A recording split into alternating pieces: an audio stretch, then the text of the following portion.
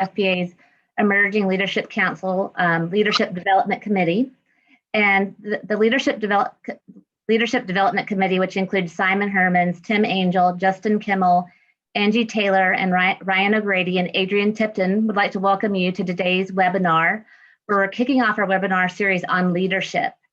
Today, we'll hear from Dan Staker, who is the Executive Vice President at Plastic Packaging Technologies.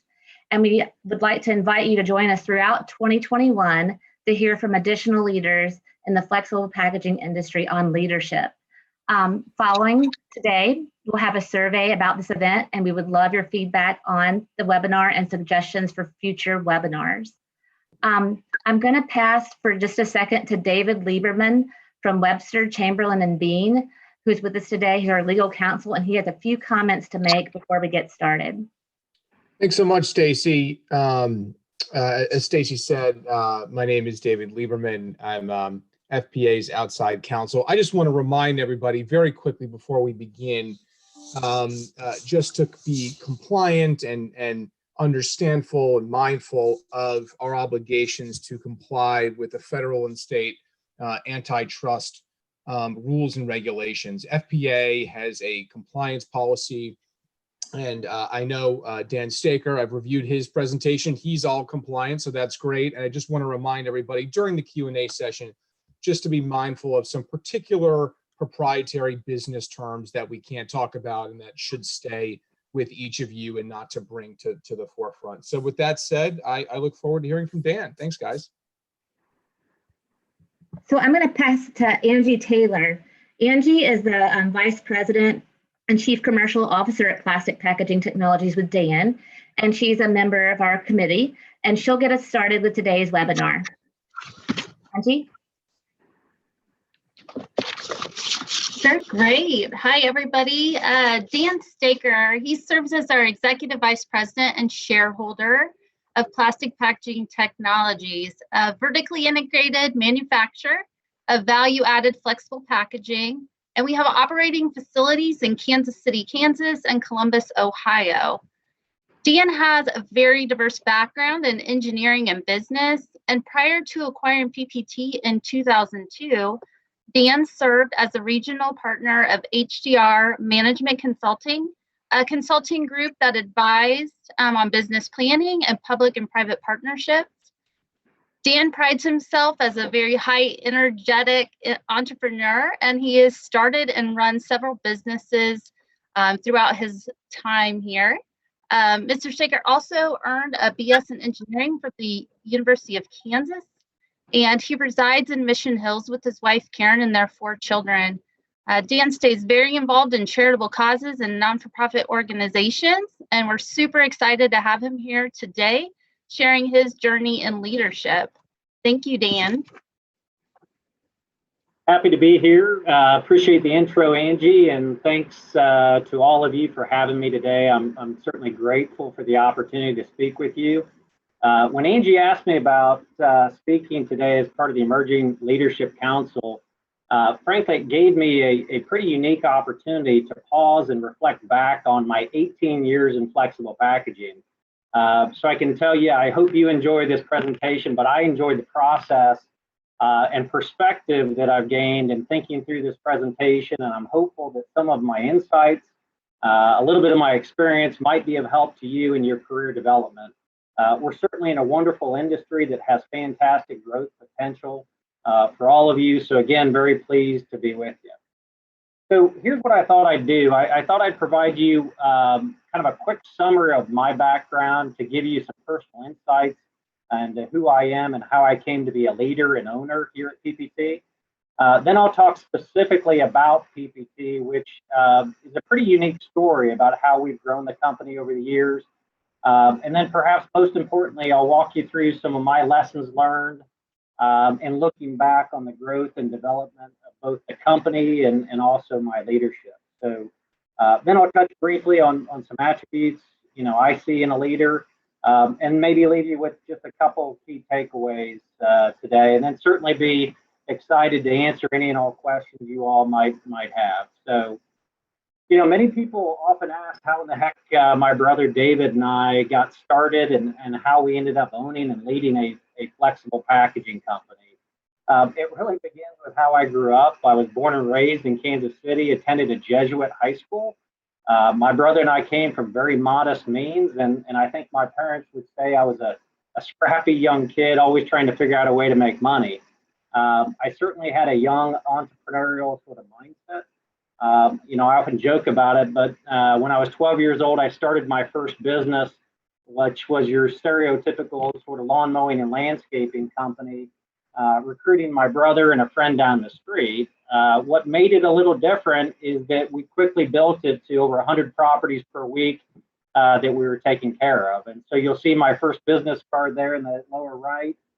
You'll also see I've scratched out the telephone number because I don't want my parents getting any phone calls for anyone who needs the yard mowed. But my yard is the only one that I'm mowing anymore.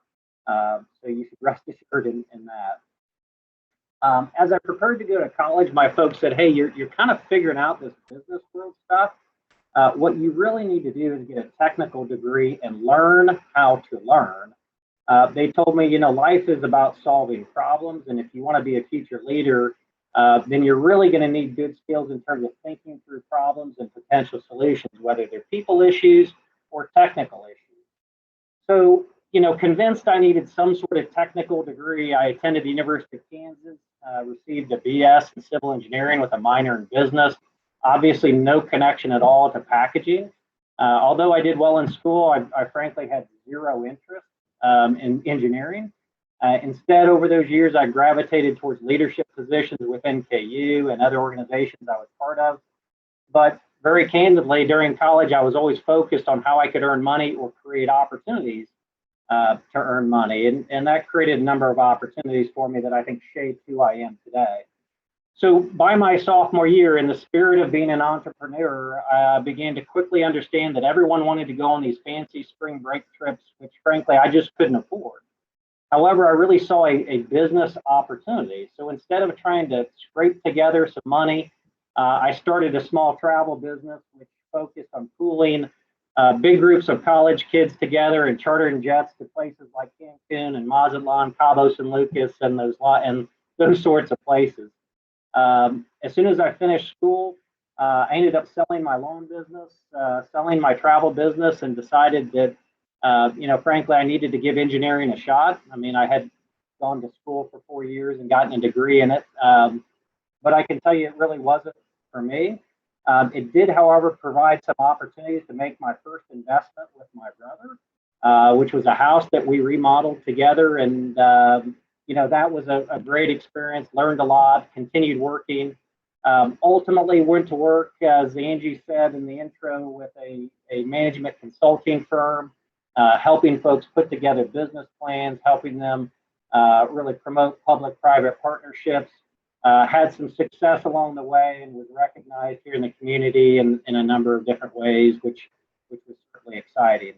I should point out that my brother, David, had a much more logical path through school and business. Prior to joining me to own, lead, and run PPT. He went to business school, law school, worked for a large, law firm, and then ultimately worked with a investment team. But I will tell you that although David and I had very different paths, we were living together after school, and we often dreamed about owning and operating a business together. We just weren't clear on what that would be. I remember telling my folks at one point, I just want to own a company that makes widgets, not knowing, or caring, frankly, what it was. I can tell you for sure that the idea of owning and running a packaging business wasn't even a thought or consideration. So that's really where the story of PPT begins, and where our story of owning and leading this business begins. I can tell you in early 2002, I was the youngest regional partner of a consulting firm that I mentioned. My brother was vice president of a well-known investment company in town. Frankly, life was pretty darn good. We were on our way to having families. I ultimately had 4 kids. My brother trumped me by 1 and ultimately They had 5 kids.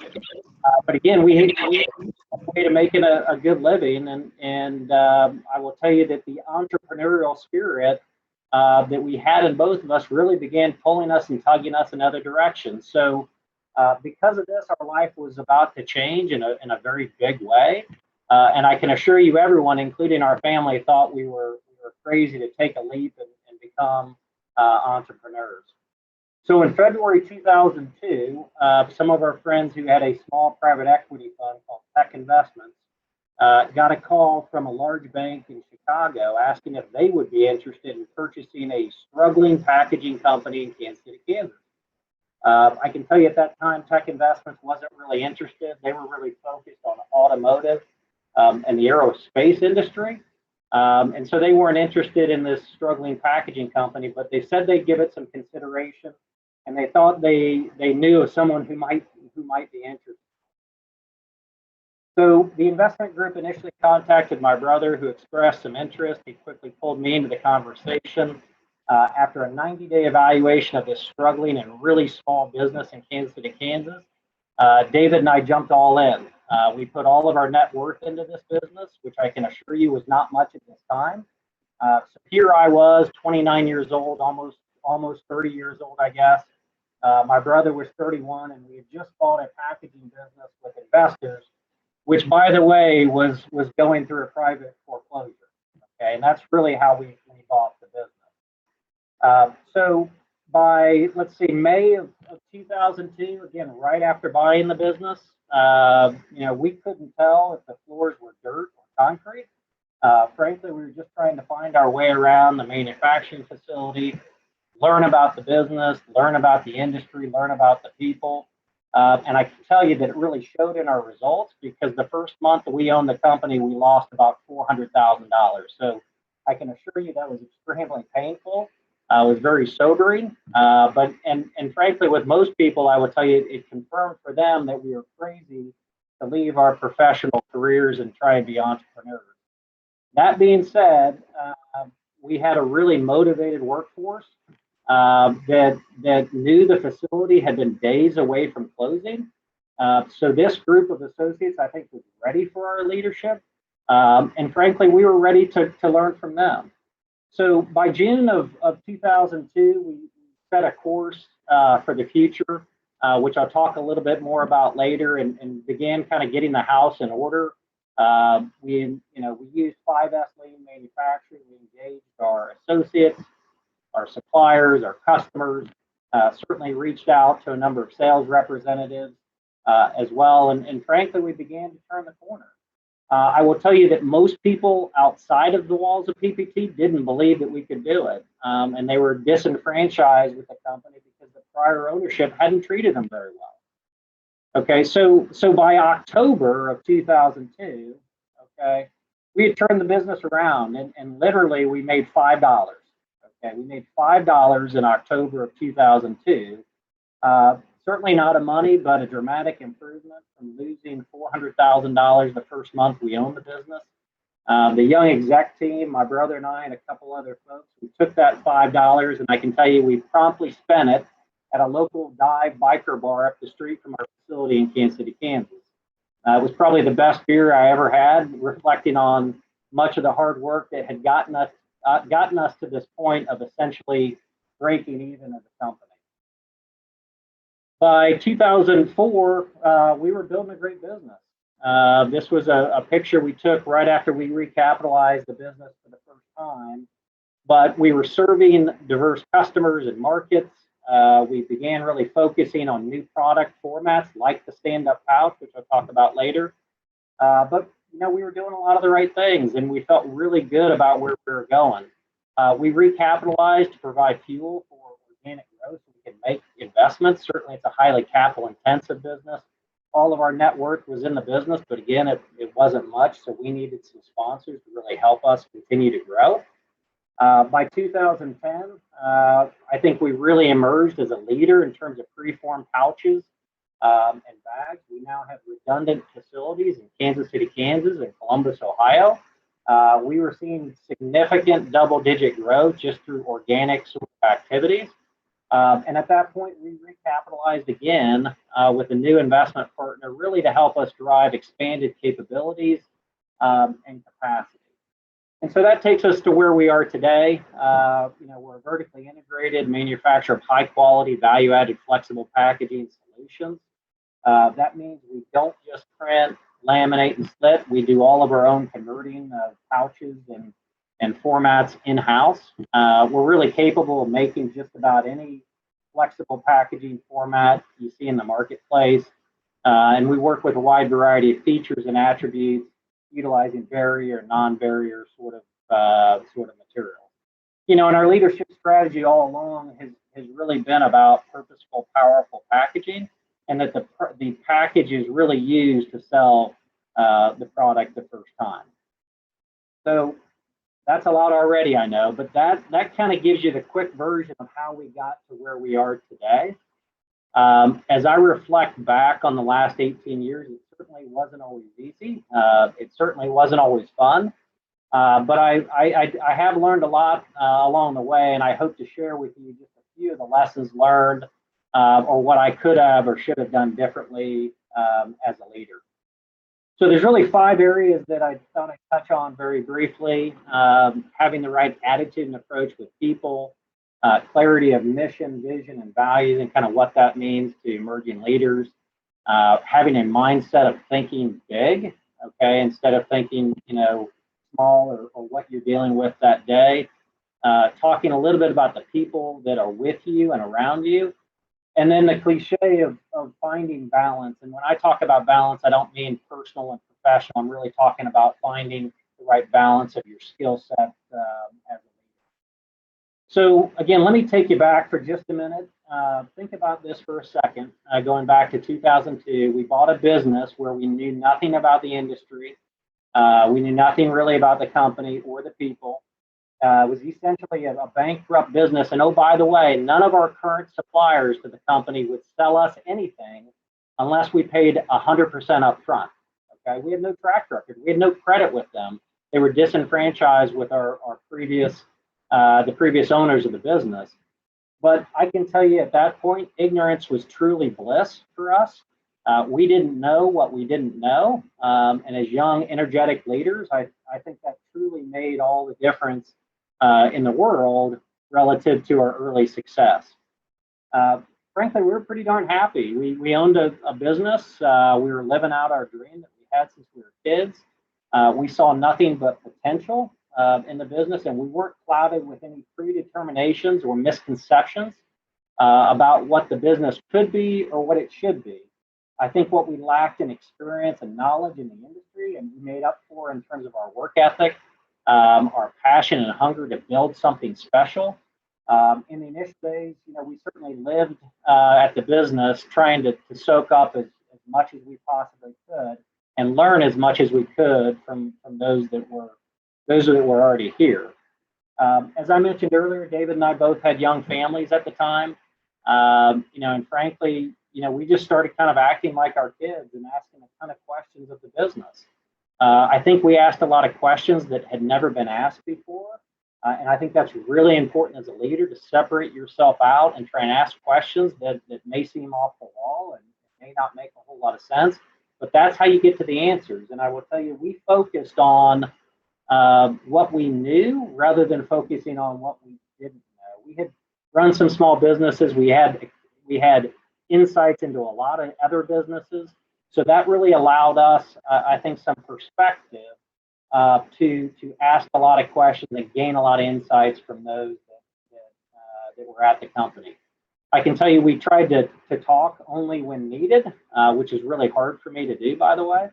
But we engaged our associates who had all the answers. We engaged our customers, suppliers, and sales partners. We quickly discovered there's a lot of really good people here at EVP, but the company needed leadership, discipline, and financial resources. And I think that's really the key to any business. We also discovered that this industry is very fractured. It's still very fractured, it's still very ripe for consolidation, but there was plenty of room for a small converter to really grow.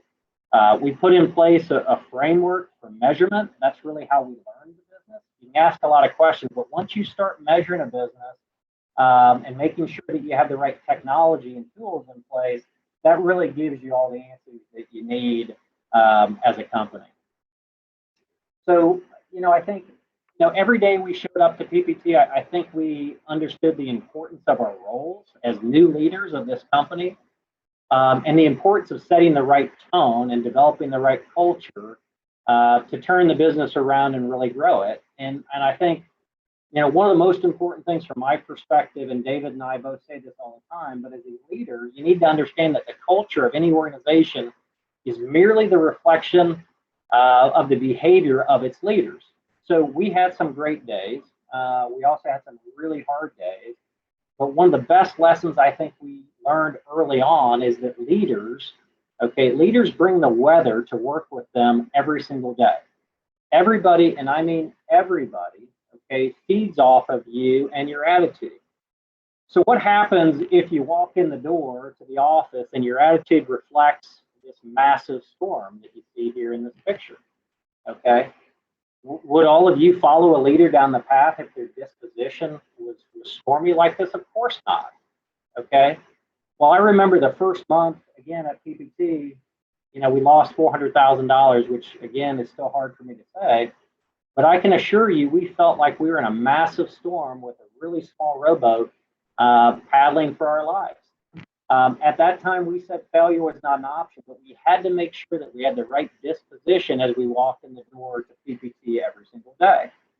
So as tough as it was on a lot of days, we had to be very positive. We had to bring sunshine to the office. It's not easy to do, but your attitude as a leader makes all the difference. We've all experienced it. We've all had those bosses or leaders who are in a bad mood, and frankly, they cast their bad mood on everyone else. So as a young leader, you have to make the choice. Are you going to be bright and sunny, or are you going to be dark and stormy? And I can assure you that will make all the difference to those around you. So besides the approach and I think the attitude that you have to bring, you also need to seek clarity in terms of your mission, vision, and values as an organization. You have to take inventory of your company culture and frankly, your role as a leader in shaping that culture and determining if your core values with both your group, but also your company, are they aspirational or are they real?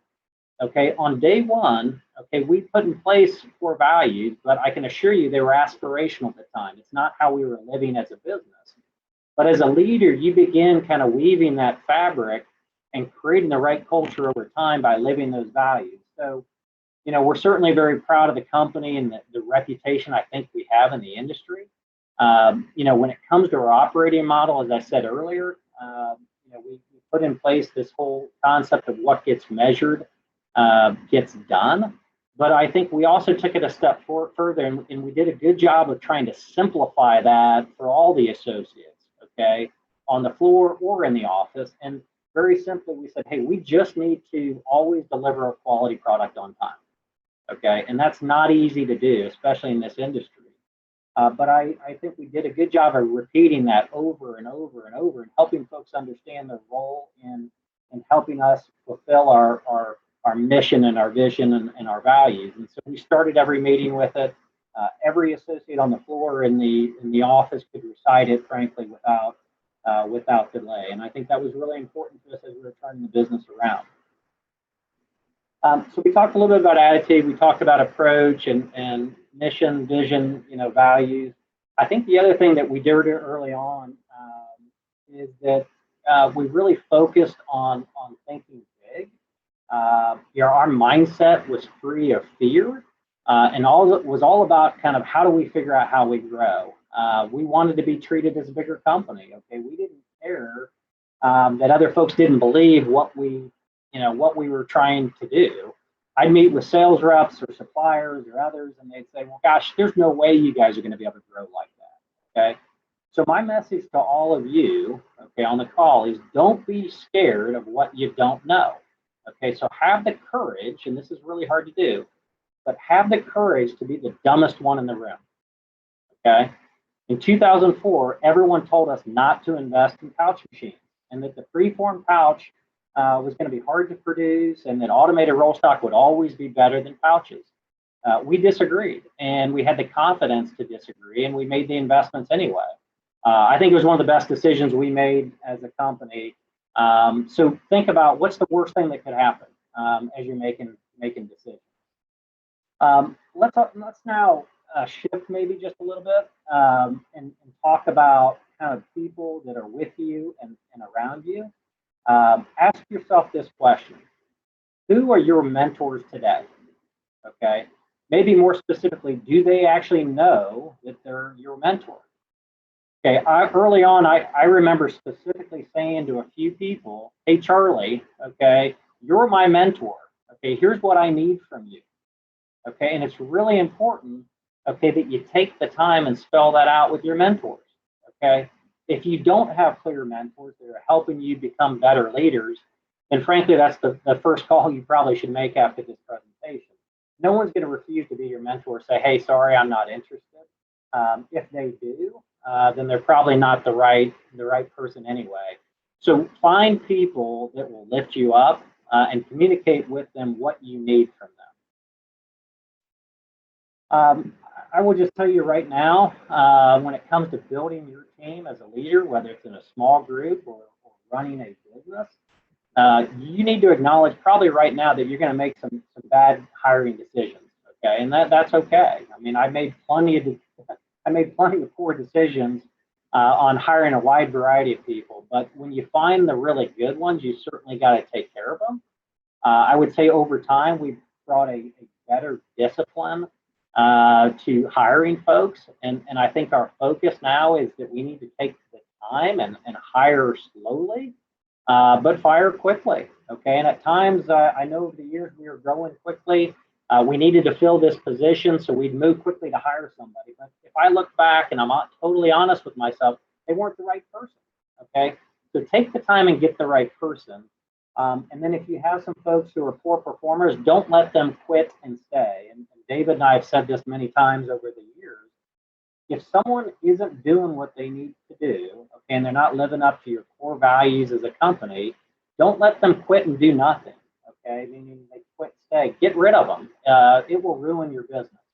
Okay, and I love this quote, and I've summarized a little bit from Gary Vaynerchuk. But you know, this is really hard to do. But looking back, I would say the only regret about the people that we let go over the years is that we probably should have done it sooner. At times, I think we were too concerned about potential fallout. We were too concerned about losing an account. We were too concerned about whatever it might be. You just can't be scared about making decisions that are in the best interest of the business. And that may be your best salesperson. It might be your highest performer. But you got to remember your culture and your core values should trump just about everything else you're doing. So as I mentioned earlier, we talked about this cliche of finding the right balance. And yeah, you need to find the right balance in your professional and personal career. But only you know what that looks like. There's a great metaphor for life that uses a jar and golf balls and marbles and sand. If you haven't read it before, look it up after this presentation. It's worth the read. But what I'm really talking about is becoming a really balanced person in your business or your industry, meaning there's no magic formula or equation. I would just suggest that you get exposure to many different aspects, of your business as possible, whether it's sales, estimating, costing, supply chain operations. You certainly don't have to be an expert on all these areas, but it will make you a better leader. You'll be able to connect with people better. I think it'll make you a more valuable person to the organization, and I think it'll offer more career choices for you. Again, everyone just assumed I get an engineering degree, so I'd be an engineer. Oh, hey, business, you're going to do this. You're an accountant, you're going to do this. No, get exposure to as many different aspects of the business as you can, and take those difficult jobs, take those difficult challenges. I think it'll make you a better person. You know, my brother and I worked our tails off early on. We still work pretty hard, but I will tell you, we learned every aspect of our business, and we became BS proof as leaders from a technical and financial perspective. Okay, and that being said, and I know Angie would echo this if she told you, is that at times I tried to do too much myself. So you've really got to focus on building the team around you. You certainly don't want to become a king with 1,000 helpers. It wouldn't be good for you. It wouldn't be good for the business. So you've got to make sure you're building the right team around you. So we talked about PPT stories and some of the lessons learned, at least a few of them along the way. I thought it might be also helpful just to touch quickly on some attributes that I see and those that I think are really important, both in flexible but just in general. And you know, frankly, I'd start with emotional intelligence. I remember being 29 years old, and one of our initial investors was working with us as we attempted to climb out of this private foreclosure. And he said, hey, Dan, you know, there's going to be a lot of bad stuff that happens, and at times you're going to want to throw up. You just need to swallow it. You need to move on, and you need to be a good actor.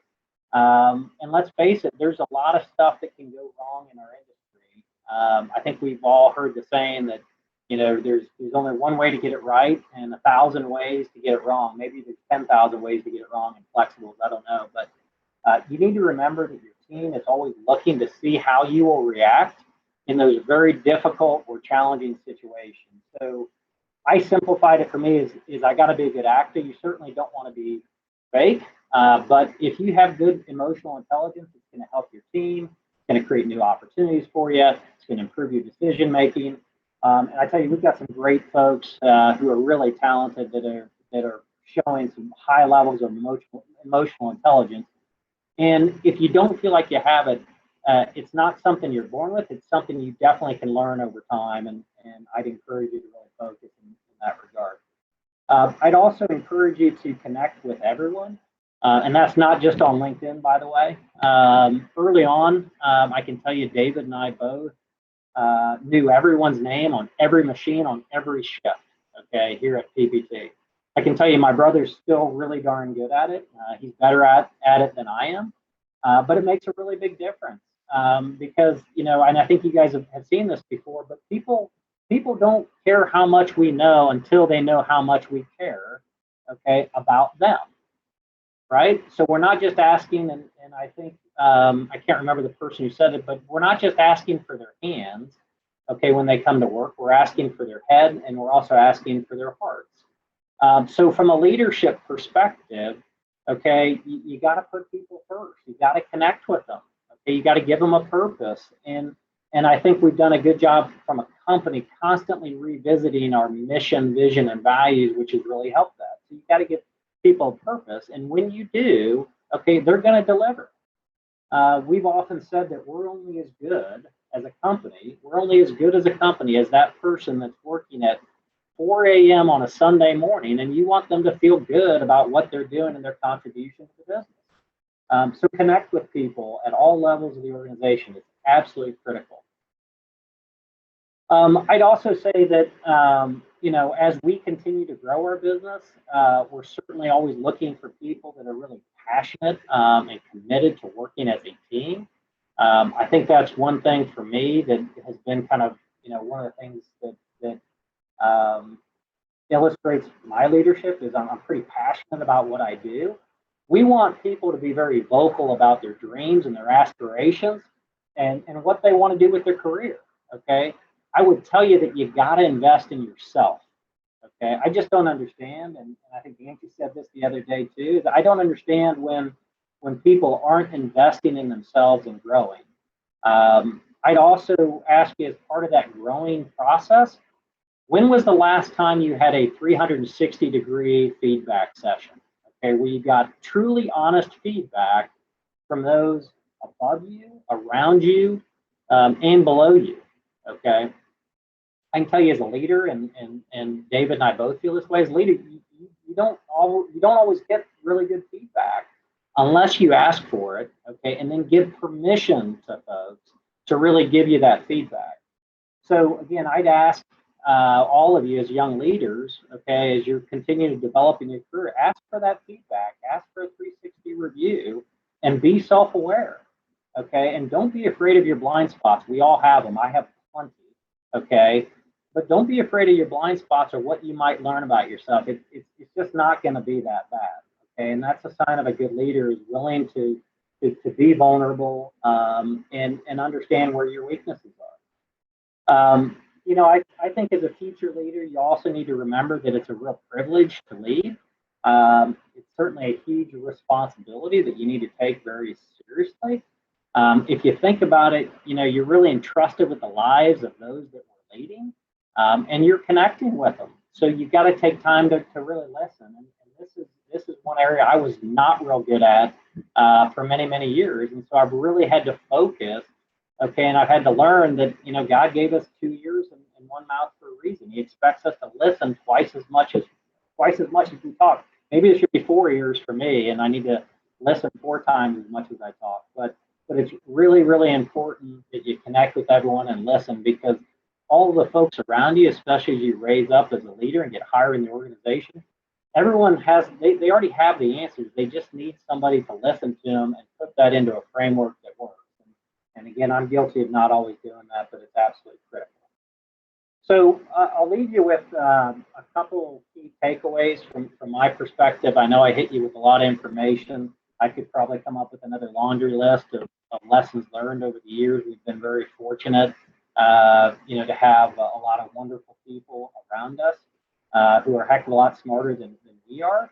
I think we've done a decent job of empowering a lot of folks. But I will tell you that you're in a fantastic industry that's growing. Okay, I don't know where else would you rather be that has more upside.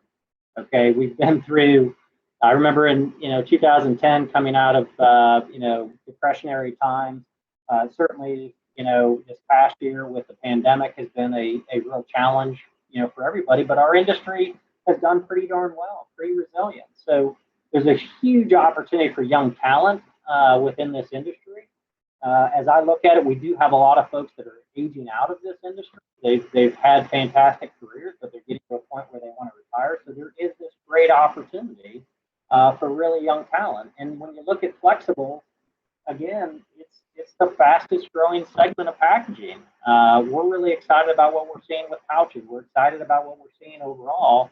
And I think there's some real positives that have come out of the pandemic, and a recognition that there's a lot of value that flexible packaging provides to the industry. So I will tell you this, there's no blueprint for success as a leader. Everyone would tell you, once you meet my brother, we're very different. We have very different leadership styles. We've worked together 18 years. I'm not sure we've had a single argument of any meaningful kind.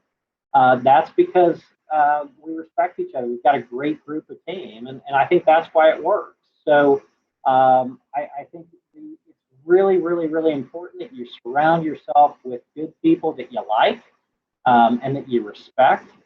It will certainly make all the difference in the world. So, people have often asked, hey, did you and your brother, really pick the flexible packaging industry, or did flexibles pick you all? And I still don't know that I can answer this, but I can tell you this for sure, that there's no other place that I'd rather be. So it's a great industry. Certainly, we've got a great, fabulous team here at PPP that I'm certainly very proud of.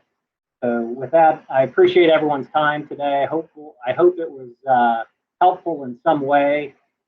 Certainly be pleased to answer any questions you might have at this time. I think we may have a few questions that are coming through. So with that, I can look for questions. Angie, if you wanted to tee this up, either way is fine. Yeah, definitely, Dan. We do have a few questions coming across. You spoke a little bit about mentorship. Can you speak a little bit about who were important mentors for you, or how you sought them out? Yeah, no, I think I'm not sure there's anything more important than good mentors, and certainly my folks were good mentors and really pushing me to get out and make my way in life. But I think the important thing from a mentor perspective is to have a lot of different types of mentors. Okay, I would tell you that my brother's a mentor for me. Although we work together, he's a mentor for me. I had mentors at the investment company that I went to and said, hey, help me understand what this really means. Give me some strategies.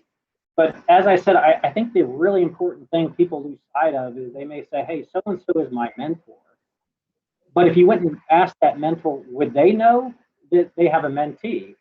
And so I would encourage everybody to really develop a diverse group of mentors at different levels with different experience, but then be clear with them in terms of what you're looking for and what you need to develop your career. Great. Another question, you spoke about David and yourselves, different leadership styles. Can you explain a little bit about those differences that you see, and how do you feel that you coexist and they can blend well into the company's culture? I've been probably historically much more of a risk taker than my brother. David is an attorney by background, and we joke often, he makes more lawyer jokes than I do, but he's recovered nicely from his lawyering days. But I think you've got to have the right blend of leadership and passion and energy. But when it comes to core values, you've got to make sure you've got the right partners, okay, who share in those core values about how you're going to deal with people, how you're going to develop a company, what reputations you're looking to do. And so, early on, David and I both a lot of everything, okay? And we really focused on every aspect of the business.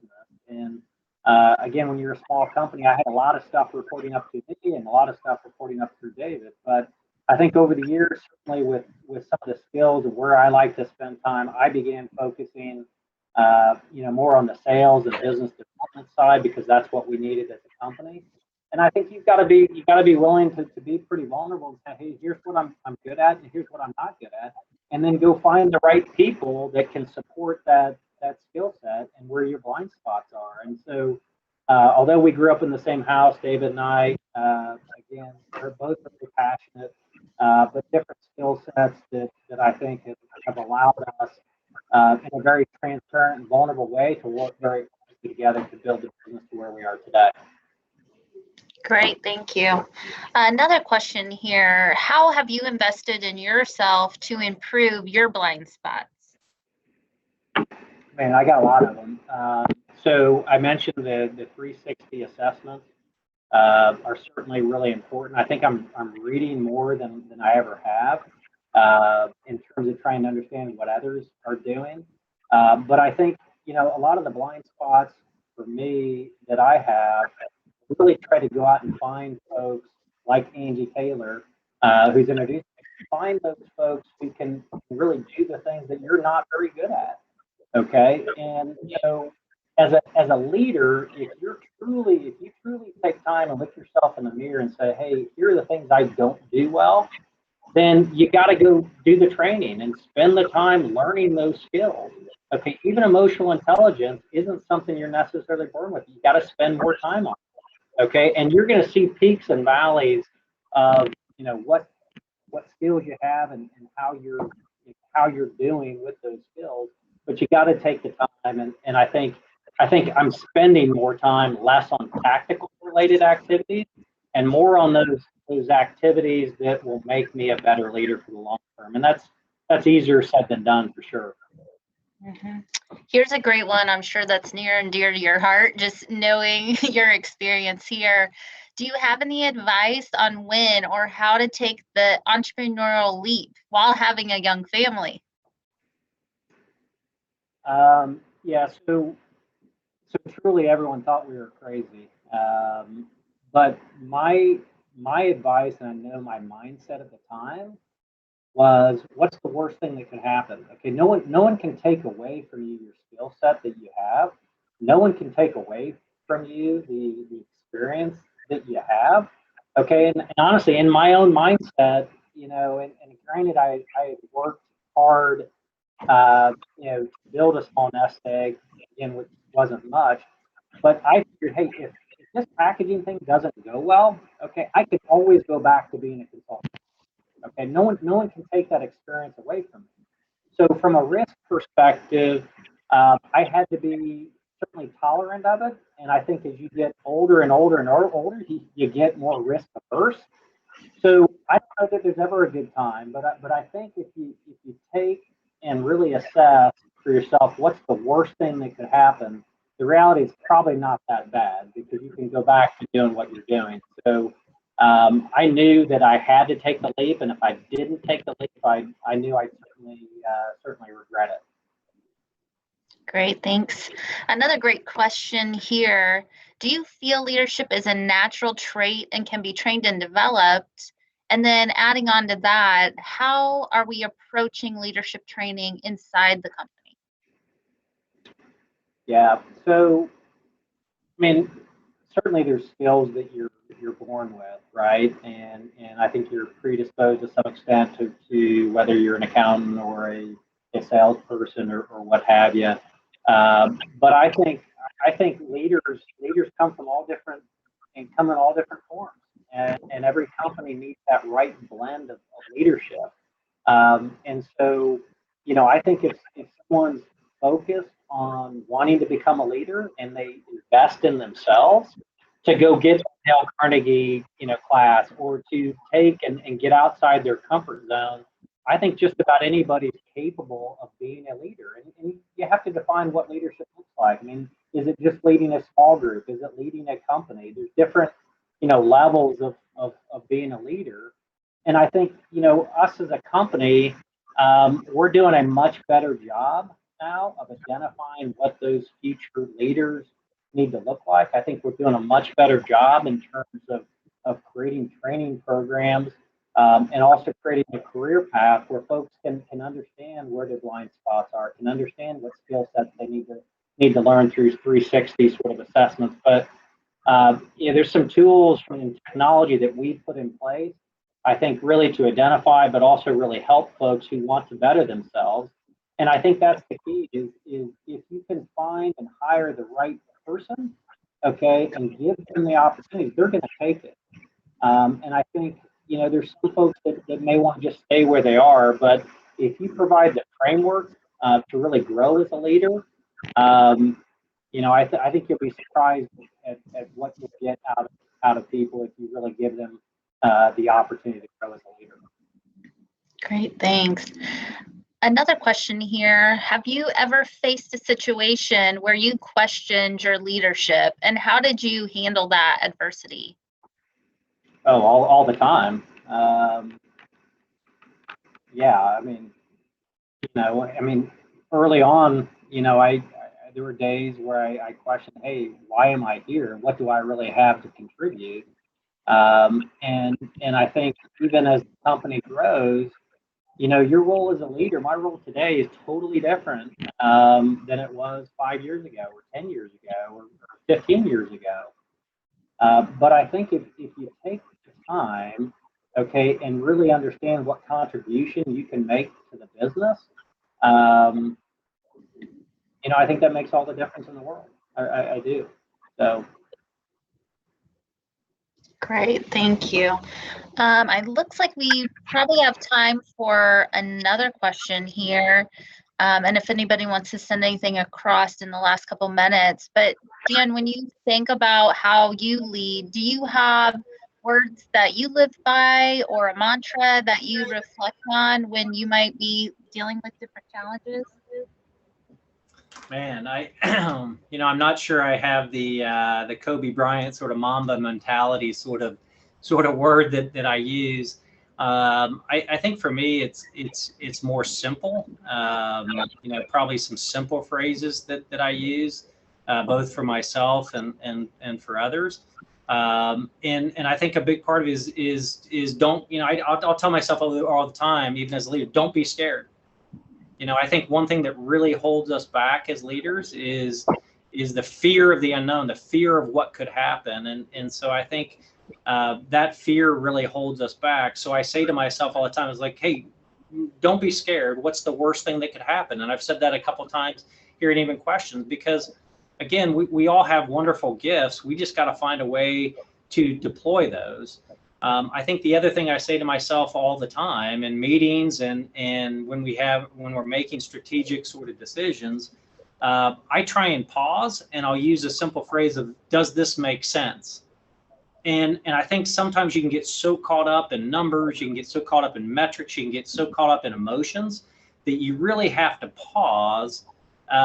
You really have to pause and say, hey, does this make sense? And some of that's intuition, but some of that is making sure you're in tune with your people, making sure you're in tune with the industry, and making sure you're in tune with consumers, depending on the business that you're in. So, sorry, it's not something crazy and sexy like Kobe Bryant's Mamba mentality, but for me, it's pretty simple, and I think doing everything with some level of passion, I think, really helps too. So. Great. It looks like we have one more question that came across that should be a simple one here for you. Are there any leadership books or other resources that you would recommend? Oh gosh. There's all, I don't know that I'd recommend any one in particular. Gosh, there's so many different books. I don't know. I mean, I'd be happy to kind of circulate my reading list. I don't want to tell folks what I'm reading right now. I'm reading about presidents right now. So both recent presidents and older presidents.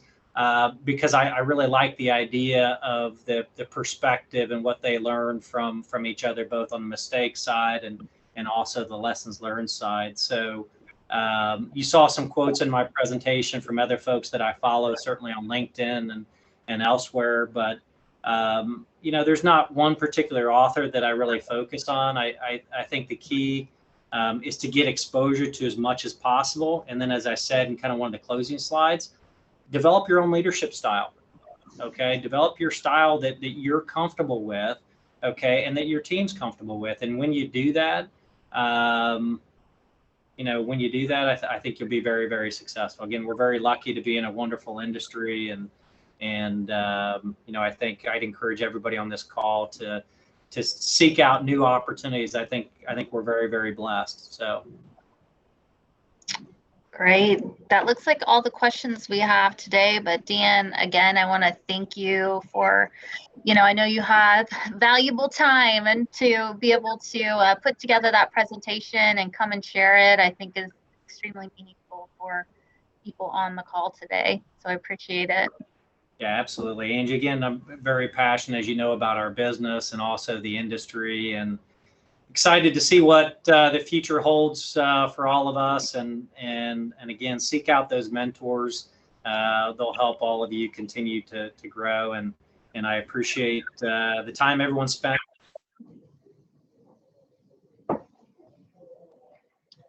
Thank you very much. Thank you, Dan. Thank you from the ELC. We greatly appreciate your time today. Okay, thank you. Thanks, everyone. Bye. Bye.